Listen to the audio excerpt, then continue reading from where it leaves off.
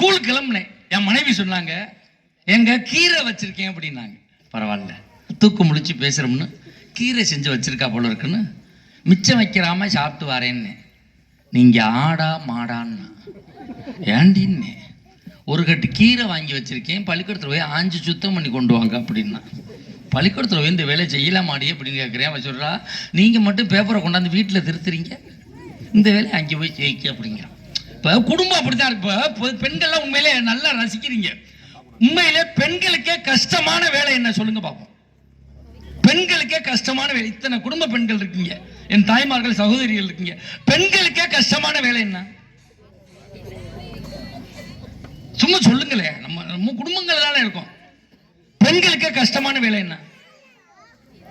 சும்மா சொல்லுங்க. என்ன போல யோசிக்கிறீங்க? அதான் கரெக்ட். குழம்பு வைக்கிற கஷ்டமான வேலை இல்லை சார். நாளைக்கு என்ன குழம்பு வைக்கணும்னு யோசிக்கிறாங்க பாருங்க, அதுதான் கஷ்டமான வேலை. ஆனா ஆண்களுக்கு என்ன கஷ்டமான வேலை? நாளைக்கு என்ன குழம்பு வைப்பாலோ, அது கஷ்டமான வேலை. அதுவும் அந்த குழம்பு, என் மனைவிலாம் அந்த குழம்பு ஊத்திட்டு கரண்டியோட நிற்பாங்க.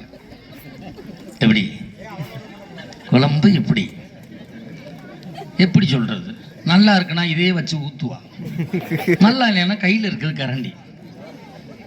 ஒரே வார்த்தை, ஒன்னே மாதிரியே இருக்கு. நல்லா இருக்குன்னு சொல்றானா, நல்லா இல்லைன்னு சொல்றானா? இந்த குழப்பத்திலே விட்டுறேன். அப்பதான் குடும்பம் சந்தோஷமா போகும் சார். வாய் வரைக்கும் மறுபடியும் சொல்லிட முடியாது. இப்ப மனுஷ வாழ்க்கையே அப்படித்தான். இப்ப எல்லா பெண்களே பணிபுரியாத அரசு வேலை இருக்கு. என்ன வேலை சொல்லுங்க? கவர்மெண்ட் ஜாப்ல பெண்கள் இந்த வேலை மட்டும் பண்ணல. என்ன வேலை சொல்லுங்க பாப்போம்? பெண்களே பணிபுரியாத அரசு துறை ஆபீசரா இருக்காங்க. ஆனா அந்த டிபார்ட்மெண்ட்ல வேலை செய்யல. என்ன துறை தெரியுமா? ஃபயர் சர்வீஸ்ல இன்னும் வேலைக்கு சேர்க்கல. ஆபீசரா தான் இருப்பாங்க. அந்த அணைக்கிற வேலைக்கு இது வரைக்கும் பெண்கள் எடுக்கவே இல்லை. ஒருத்தர் கேட்டேன், ஏன்னா என்ன இருக்கு? அதுகளுக்கெல்லாம் பற்ற வைக்கத்தான் சார் தெரியும் அப்படின்னு அவன் சொன்னான். நான் சொல்லுவேன், சாதாரணமாக சொல்றேன் சார். அடுப்ப சார் நீங்க சிரிக்க உணர்ந்து சிரிக்கிறீங்களே.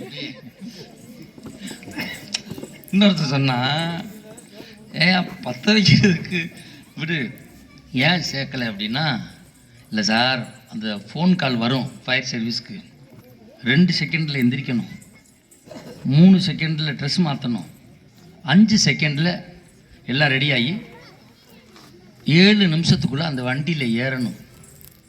இது எந்திரிச்சு உட்காந்து மேக்கப் போட்டு முடிகிறதுக்குள்ளே எரிஞ்சது சாம்பலாயிரும். அதனால தான் சேர்க்கலை போல இருக்கும் அப்படின்னு இன்னொருத்தன் சொன்னான். இங்கே இருக்க பெண்கள்லாம் உடனே கிளம்பி உடனே வந்துடுவாங்க. 6 மணிக்குன்னா கரெக்டாக 6:05 ரெடி ஆகிடுவாங்க. இப்போ குடும்பம்னா இது எல்லாம் இருந்தால் தான் அது ஒரு குடும்பம். ஒரு பிள்ளைகள் இவ்வளோ தூரம் சந்தோஷமாக நம்ம எதுக்காக உழைக்கிறோம்? பிள்ளைகளுக்காகத்தான் பாடுபடுறோம், பிள்ளைகளுக்காகத்தான் உழைக்கிறோம். பிள்ளைகள் ஒரு இன்னைக்கு வாழ்க்கை முறை எல்லாமே மாறிடுச்சு சார். உண்மையிலே சொல்கிறேன், எங்கள் வீட்டுக்கு முன்னாடி தான் மாரியம்மன் கோயில் இருக்குது. நேற்று நைட்டு ஒரு 8 மணி இருக்கும். ஒரு அம்மா சாமி கும்பிட்டுக்கிட்டே இருந்துச்சு. ஃபோன் வந்துச்சு, ஃபோனை பேசிச்சு, செருப்பை மாட்டுச்சு, புருஷனை கையில் பிடிச்சி கூட்டிகிட்டே போச்சு. பின்னாடியே ஒருத்தன் போனான், நின்றுச்சு. ஏன்டா என் பின்னாடி வர்ற? மேடம், நீங்கள் ஃபோன் பேசுகிற அவசரத்தில் என் பொண்டாட்டி செருப்பை நீங்கள் மாட்டிட்டீங்க, இதை கழட்டி கொடுத்தா தான் என் பொண்டாட்டியை நான் வீட்டுக்கு கூட்டிகிட்டு போக முடியும். புருஷனை பார்த்து சொன்னிச்சு, நான் தான் மாட்டினேனே, நீ நான் சொல்லக்கூடாதான். அவன் சொன்னான், நான் உன் புருஷனே இல்லை, ஃபோன் பேசுகிற அவசரத்தில் என்னையே கையில் பிடிச்சிட்டா நீ அப்படின்னா. உண்மையிலே இந்த டச் ஃபோன் வந்ததுக்கப்புறம் நாடு நாசமாக போச்சுன்னு நினைக்கிறவங்களாம் ஒரு தடவை கைதட்டு கொடுங்க பார்ப்போம். அவ்வளவு வேறுமா கைதட்டுறோம். இந்த கைதட்டுற எல்லாத்தையுமே இந்த டச் ஃபோன் இருக்குதானே? இருந்தா தானே நம்ம கண்டுபிடிக்க முடியும். இந்த போனை வந்த புதுசுலாம் சார், இந்த 1100 ஒரு போன் இருக்கும், செங்கக்கல் மாதிரியே இருக்கும். கீழே போட்டீங்கன்னா அதில் டாரஸ் லாரி ஏறி போனால் கூட திருப்பி எடுத்து பேசிக்கிட்டு இருக்கான். இப்போலாம் டொப்புனா பதறான். கீழே விழுந்தா செல்லு போச்சான்னு தான் பார்க்குறான், பல்லு போச்சான்னு பார்க்க மாட்டேறான். அவனை போச்சு டச் இல்லை, மேலே மட்டும் தான் போயிருக்கு, உள்ள ஸ்க்ரீன் இருக்குது, கரெக்டாக இருக்குது அப்படின்றான். அப்போ இந்த ஃபோன் பேசுகிறவங்களாம் பாருங்களேன், சிலர்லாம் டிசைனாக பேசுகிறான் சார். அன்றைக்கெலாம் ஒருத்தனை பார்க்குறேன், அவனுக்கு ஸ்பீக்கரை போச்சு போல இருக்கு. ஹலோ, நான் இப்போ வந்து காரைக்குடி பஸ் ஸ்டாண்டில் இவனை படியும் ஃபோட்டோ எடுத்து பாருங்களேன், ஐயா தாமி பிச்சை விடுங்க கேட்குற மாதிரியே இருக்கும். டிசைனாக பேசுகிறாங்க. நான் பட்டிமன்ற பேச்சாலும் நைட்டு பஸ்ஸில் போவேன். அன்றைக்கி ஒருத்தன் நைட்டு ஒரு 11 மணி 12 இருக்கும். பஸ்ஸே அமைதியாக போய்கிட்டு இருக்கு, கடலூர் போய்கிட்டு இருக்கோம், அமைதியாக போய்கிட்டு இருக்கு. இந்த டிரைவர் சீட்டுக்கு பின்னாடி உள்ளவனுக்கு ஃபோன் வந்திருக்கு. ஃபோன் எடுத்து பேசலாம்ல, இந்த பொம்பளை பிள்ளையெல்லாம் பேசுது, நாங்கள் பார்த்து இது மட்டும் தான் கேட்கும். இப்போ ஃபோன் எடுத்தா அழால் நான் பாருங்க, டிரைவர் என்னமோ எதன்னு பிரேக் அடிச்சா ஒருத்தன் கையை காணங்கிற பிள்ளைய காணங்க, 4 பேர் பஸ் விட்டு இறங்கி கீழே ஓடிட்டேன். பொண்டாட்டி என் கூட்டிகிட்டே இருக்க வேண்டியானே, ஒரே ரத்தமாக இருக்குது, சத்தமாக இருக்குது. இந்த ஃபோன் வந்தோன்னு பார்க்குறேன், இருமாப்பிள்ளை இங்கே ஏதோ சத்தமாக இருக்கா, அப்புறம் பேசுகிறேன். அப்படி இப்போனால தான் அவ்வளோ பிரச்சனையுமே வருது. இந்த செல்லு அவ்வளோ பாடுபடுத்துது சார். கையடக்க கடவுள்னு கண்டுபிடிச்சு கொடுத்தாங்க, இன்னும் எதாவது எங்கெங்கேயோ கொண்டு போய் சேர்த்துக்கிட்டு இருக்கு. அப்போ இந்த செல்லால குடும்பத்தில் அவ்வளோ குழப்பங்கள் வருது. உண்மை சார். நான் 2 செல்லு வச்சிருக்கேன், 2 எங்கன்னு வச்சேன்னு தெரியல. நேற்று என் மயம்ட்டு செல்லிருந்து மிஸ்டு கால் விடுவான், நம்ம செல்லை எங்கன்னு மொத்தமாக வச்சுக்கிட்டோம்னு சொல்லி மிஸ்டு கால் விடுறேன். அவன் அப்பா 1 அப்பா 2ன்னு சேவ் பண்ணியிருக்கேன். நல்ல வேலையை வீட்டுக்காரம்மா செல் எடுத்து பார்க்கல. இப்போ இந்த செல்லால எவ்வளோ குழப்பம் இருக்குங்க. நீங்கள் வாழ்க்கையில் நம்ம சும்மா மனசு விட்டு சரிங்க சார், நீங்கள் ஒன்றும் கவலைப்படாதீங்க. நான் வந்து பெரிய ஒரு இறுக்கமான பேச்சாளர்லாம் கிடையாது.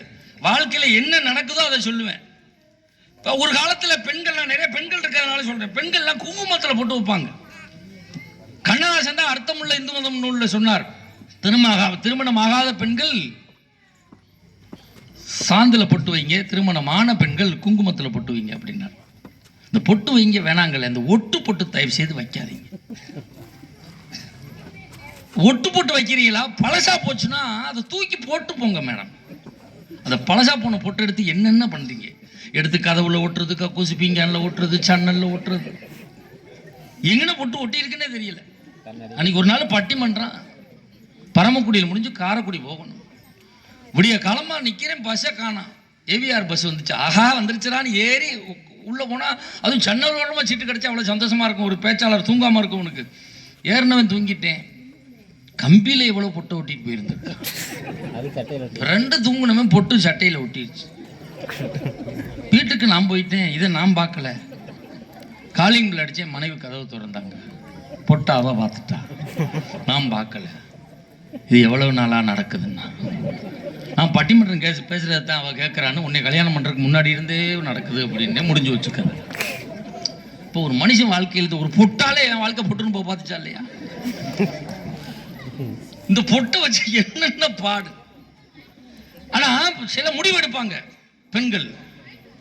நான் வந்து குங்குமத்தெல்லாம் பொட்டு வைப்பேன், 2 நாள் தாங்க, 3ஆவது நாள் தாங்க. ஆண்கள் முடிவு எடுப்பாங்க, நான் எந்த மது பழக்கத்துக்கும் ஆளாக மாட்டேன், 3 நாளில் தாங்க. சிலருக்கு இப்போ நான் போன வாரம் ஒரு பட்டிமன்றம் மதுரை போய்கிட்டு இருந்தேன். காரைக்குடிலேருந்து மதுரை ஏறினேன். பஸ் ஸ்டாண்டு விட்டு தான் வெளியில் வந்துச்சு. 3 பேர் சீட்டில் 3 சீட்டு முன்னாடி ஜன்னல் ஓரமாக உட்காந்துருக்கு. ஒருத்தன் ஒடியாந்து என் பக்கத்தில் உட்காந்தான். பட்டையெல்லாம் போட்டிருந்தான். வெளிப்பட்டை மட்டும் இல்லை, உள்பட்டையும் போட்டுருந்துருப்பான் போல, எனக்கு தெரியலை.